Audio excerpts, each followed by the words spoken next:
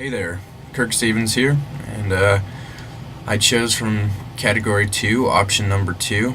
I apologize ahead of time. I'd like to deviate a little bit from the specifics of this particular option and share a little bit more of my feelings and observations towards this movie. At the same time, giving a bit of a review on it. Now, to start things off, the movie Inception has a very intriguing storyline.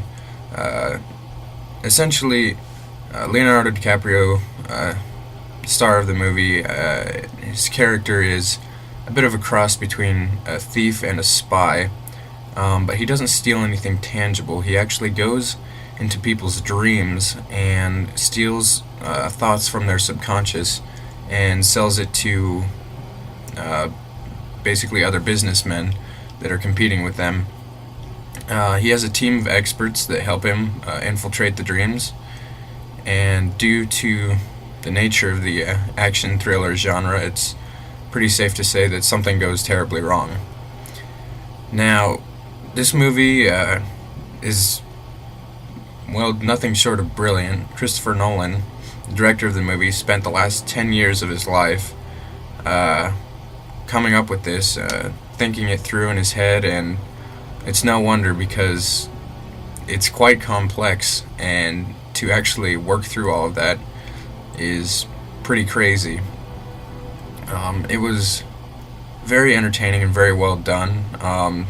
The movie literally has layers on top of layers, and without giving away too much information, I just want to say that the movie increases in depth as it goes along, and as the layers go deeper, it increases in intensity, which makes it a very, very fun movie to watch because it just keeps getting more and more exciting. And it's not just a thriller, it's also very brainy and very well done. As I briefly mentioned before, this movie was directed by Christopher Nolan. The music was composed by Hans Zimmer, and it stars an amazing cast headed by Leonardo DiCaprio, Joseph Gordon-Levitt, who was new on my radar, but I became a big fan. Michael Caine, he's been around for a while, very established actor. Ken Watanabe, also a very good actor. Cillian Murphy, who's appeared in several Christopher Nolan films. Ellen Page, who's sort of an up-and-comer in Hollywood right now. And Marion Cotillard, as well as Tom Hardy. So, in my opinion, it's a kick-butt cast, and they were just really fun to watch work together, and there was a lot of chemistry, and they just really flowed together nicely.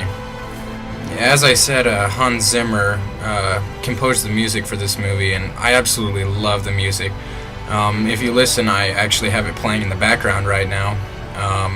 He's a great composer. He also did music for like the movie Gladiator, for example, which had amazing music as well.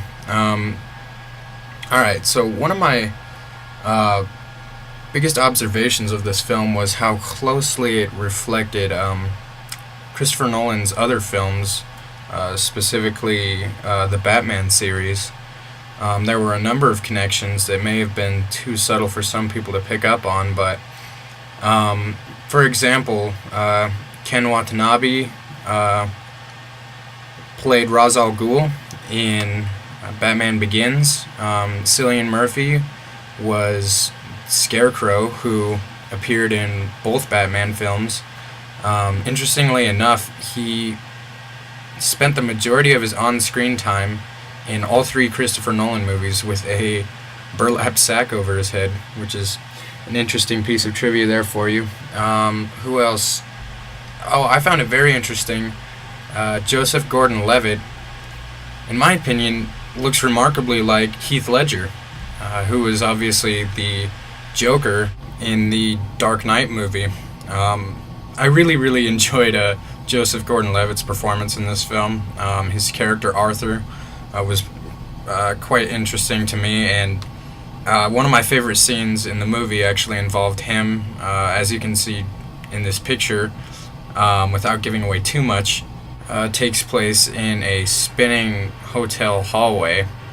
It was just it was really almost breathtaking how well this scene was filmed.